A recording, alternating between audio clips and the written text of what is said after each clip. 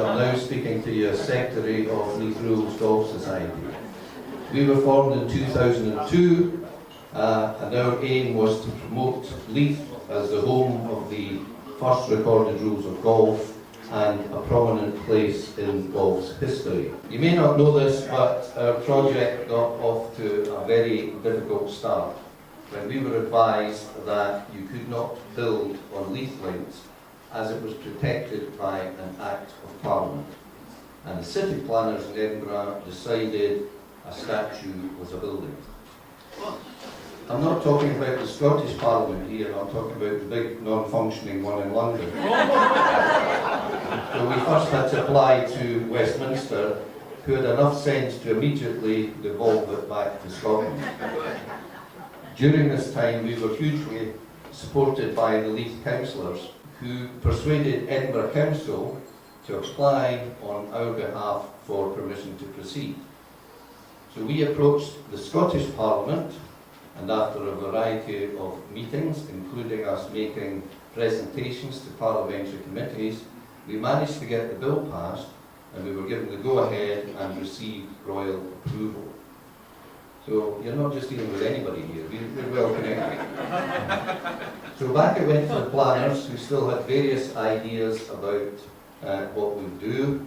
And it's a long story, but we got there in the end, and here we are today having weathered many storms over almost 10 years.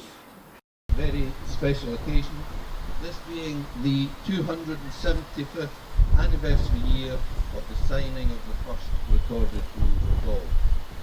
They were written for a competition played over the links for the Silver Club presented by the City of Edinburgh. The golfers had been a bit upstaged by the archers, who had been given a silver arrow in 1709, and they felt it was now time for the golfers to be afforded the same recognition. However, the council required that they be given a silver trophy that everybody had to play by the same set of rules. Seems silly nowadays, but they didn't at that time. The Honourable Company of Edinburgh Golfers, now based at Muirfield, had a long connection with Leith Links. To the Gentlemen Golfers of the Silver Club and the competition in 1744. Those who signed up to play: John Rattray, Robert Bigger, James Carmichael, Richard Coburn, William Cross, James Heath, Hugh Dalrymple, James Gordon, the Honourable James Leslie, George Sutty and David Dalrymple. Duncan Ford and Duncan Ford of Culloden entered to play but did not take part. The winner was John Rattray, who became the captain of golf and was required to attach a silver ball to the silver club.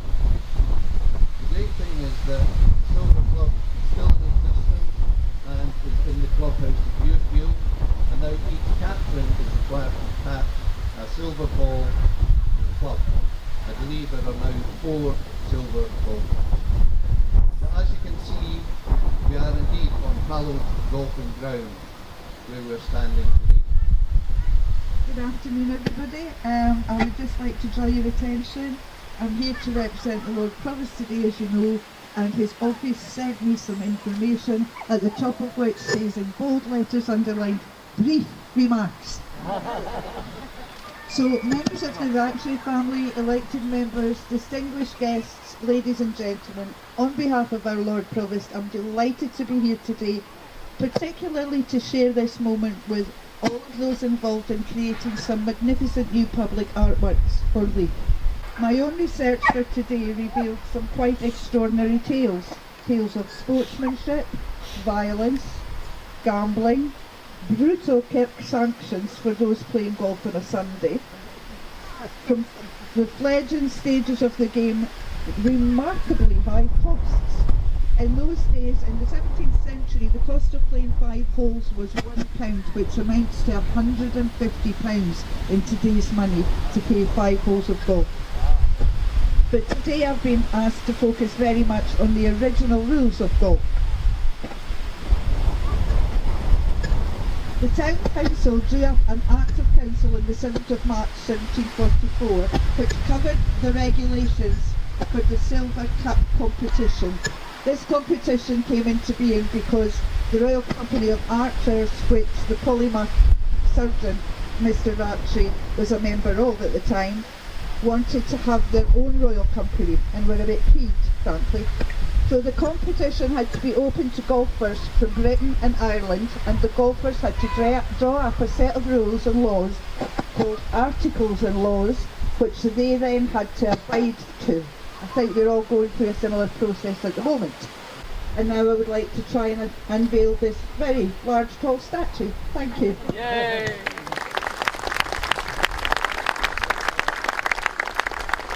Thank you very much. Now to unveil the Rattray story, and I ask Michael Rattray to come forward, and also Roland Rattray who's going to say a few words. Hello, good afternoon everyone. It's a very great honour and privilege for us from the Clan Rattray Society to be here today and to be asked to be involved in this ceremony. Being a clan, of course, relationships are really important, and I can tell you that John Rattray was my 9th cousin 5 times removed. Very close. The important thing to remember about this period in history is obviously fairly turbulent in Scotland, and John Rattray was closely associated with the Jacobite cause, and he was born on the 22nd of September 1707 in Craig Hall, Rattray. He was apprenticed to be a surgeon, and when the Jacobite cause was set up, he was enrolled as an ensign in the Tullibardine regiment of the Athol Brigade. He then took part in the whole Jacobite campaign, which, as I'm sure we all know, culminated in the sad battle at Culloden Moor, just outside Inverness. And I think it's quite interesting, if we see here, John Rattray had been involved in the night march to Nairn. The Jacobite army had hoped to surprise the British government army at Nairn by a dawn attack. Unfortunately, they got delayed and therefore missed that opportunity. I do apologise. My phone is going off to take away. I know for a fact that he didn't have that problem at the time. So John Rattray, having taken part in the Nairn night march, which was a substantial walk in the middle of the night, was in his bed when the Battle of Culloden started, and he was woken by cannon fire. He was in bed in Inverness. He was woken by cannon fire, started to make his way very briskly towards Culloden. At that point he was met by retreating Highland forces, and he then moved back into Culloden, where he was recognised by Lord Cathcart, Duke of Cumberland's eye-patched aide-de-camp. And Cathcart stood and said to him, "I'm sorry to see you here, Mr. Rattray. It will not go well for you." Some of his companions were not quite as friendly. One of them said to him, "Damn you, sir, and damn you, and we know if anyone hangs, it will be you." So his prospects at that time did not look too good. He was taken prisoner and taken back into the toll booth in Inverness, whereupon his saviour, Lord President Forbes, came into the picture. Now, Lord President Forbes was a fellow golfer and had a very powerful position, and personally knew the Duke of Cumberland and asked the Duke of Cumberland to release him from captivity, which was very quickly done. So he was released, unfortunately, only to be rearrested. So he was released for a few days and then was taken into detention again and taken to London, where he was held in captivity until 1747, when he was finally released permanently, and luckily for him, not hanged. As a clan society, of course, we are very proud to be associated with this famous figure from our past. We feel very proud as a clan to have helped in a small way to help fund it. And I'd like to personally, on behalf of the clan, thank Michael Rattray, who's standing in the front here, who took on the shoulder responsibility of managing much of that. I will ask our clan chief, Lucky Rattray, to step forward to unveil the statue. I will tell you that before he does that Lucky Rattray relationship with John is John Rattray was Lucky's 5th great grand uncle. So quite close. And I can tell you Lucky is my 14th cousin, twice removed. Also quite close. Lucky. And now to unveil the donors list, I'm going to ask Pat Densler, Chair of the Leith Rules Statue Committee, happily celebrating their last ever day, to say a few words. Good afternoon again, and I will have the privilege of unveiling the plate, which is really to all of you, the supporters, the donors, those that have kept us going throughout 10 years. It will be the 3rd plaque to be unveiled today, and then we move on to the big occasion itself. What we've been trying to do here, of course, is to recreate the whole terrain that is typical of an old 18th century course. It's a work in progress. I don't think it'll take us 10 years, but I think in a year or two it will really look marron grass, like the wild sort of territory the early golfers had to play on. I have to thank not only all of you who've supported us, but also the committee itself. It was a wonderful team, a team of all the talents, and they kept with us throughout 10 years, except for a few who sadly have passed away. I also want to thank Foundation Scotland. It gave us the umbrella organisation, the charitable status, which reduced some of our tax bills, so that was very helpful and gave us an online donation facility. The golfers obviously have helped enormously, but it was Leith Rules Golf Society members and a few of the Leith people who thought this was a wonderful story, it needed to be helped. And the city supported us, but not on a cash basis, but we had their support right along, and the councillors, the local councillors have been terrific. But golfers and friends throughout the country, throughout the UK and throughout the world have all helped to raise the funds, and also those who bought miniatures of John Rattray, bronze miniatures, exactly the same as the statue you're going to see, but on a smaller scale. I think one of our supporters said to us, clearly the motto in Leith you've observed, it's persevere, and some of the hurdles we encountered required a good deal of perseverance to overcome. So you've heard about the rules, you've heard about Rattray himself, but I think it was really the story. It's a classic story, young man in Perthshire, sadly not the firstborn, so he's not going to inherit the family home and the family estate. He's got to make his own living, learn his craft, so he came to the big city. Well, that was Edinburgh of the day, and he came down, studied to be a surgeon, but never forgot that he was a sportsman too. He needed to learn a craft, not only to support himself, but to support, eventually he had 2 wives and 4 daughters and 3 sons, so he clearly needed to earn an income. As I said, he was a surgeon and a sportsman, and he was in 1743 mentioned in the Gowf, the poem by Thomas Matheson, Rattray for skill. Clearly he was a well-kent figure. I think today we would say of Rattray, he had a good work-life balance. He managed to work hard as a surgeon, but had time to be quite convivial with friends. He made a lot of friends, met in Lucky Cliff Inn's tavern. No doubt they arranged their matches, and he was keen on his sport, so he probably didn't drink quite as much as the others. And he won, of course, on the day in 1744, won again in 1745, and as you've heard, that was a pretty traumatic year then in Scottish history. And when the surgeons went out to help the troops at Preston Pans, caught the eye of Bonnie Prince Charlie and went as his surgeon for the troops and as personal physician, eventually going to Culloden. You've heard what a sad black day that was.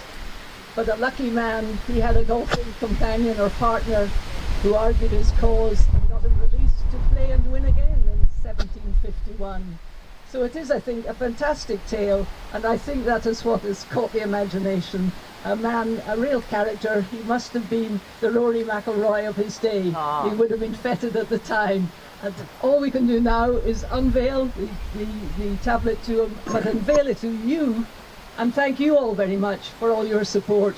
Only 10 years. In the next 10 years, the whole grounds will look fantastic, we hope. Thank you very much. Here, here.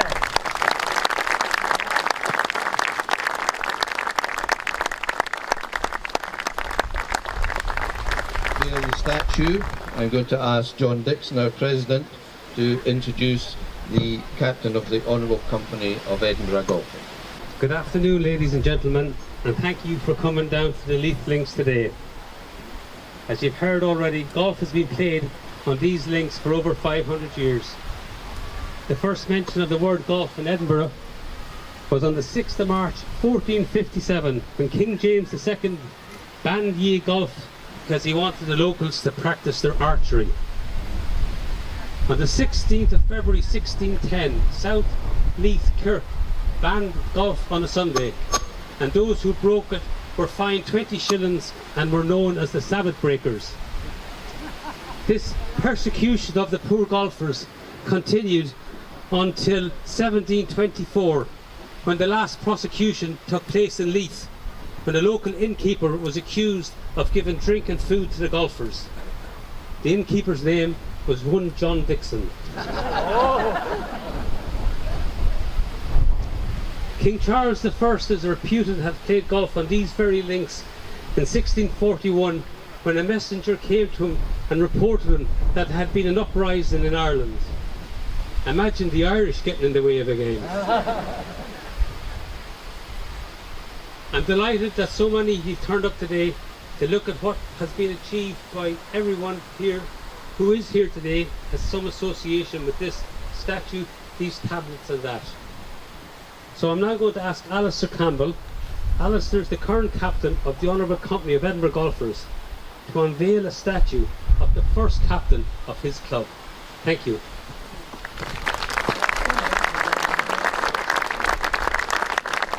It's a huge honour for me to be asked to unveil the fantastic statue of John Rattray, and as his distant successor and the current captain of the club. The statue brilliantly commemorates not only the man himself, but as importantly, the writing and signing by him of the 13 original rules of golf, and of the Silver Club, the first golf trophy ever played for, now prominently displayed in our newly refurbished clubhouse at Muirfield. I'd like to read from the 3rd April 1744 edition of the Caledonian Mercury, accurately and contemporaneously recording the events of the previous day. The Silver Golf Club, given by the City of Edinburgh, was played for in Leith Links, in parties, by 10 gentlemen esteemed the first-rate players at that manly diversion, and was won by Mr. John Rattray, surgeon of this city. Thank you. An enormous thank you is due not only to the many donors, but also to Pat, to John Dixon, to Brian, and all the members of the Leith Rules Committee, Robin, Jim, Anne and Bill, and also to David. It also seems appropriate to thank Douglas Fowles, who sadly died 2.5 years ago, for leading efforts in the past too. He would have been very, very proud of the result. So please join with me in a round of applause for all of them.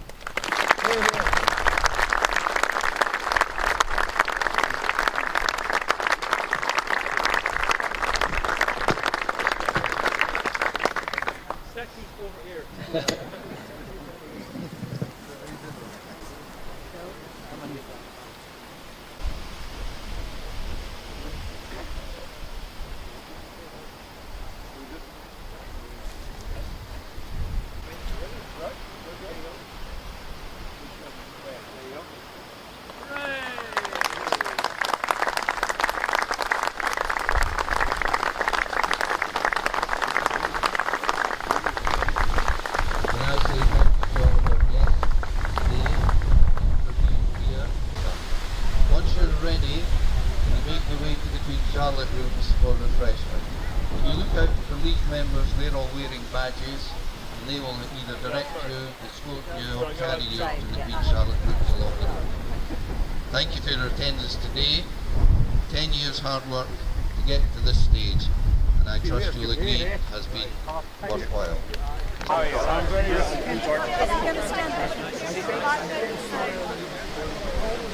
The Leith Rules Statute Committee, under the leadership of Pat Densler, who has been at the front of this project from the very beginning and has been the face of this project over that time.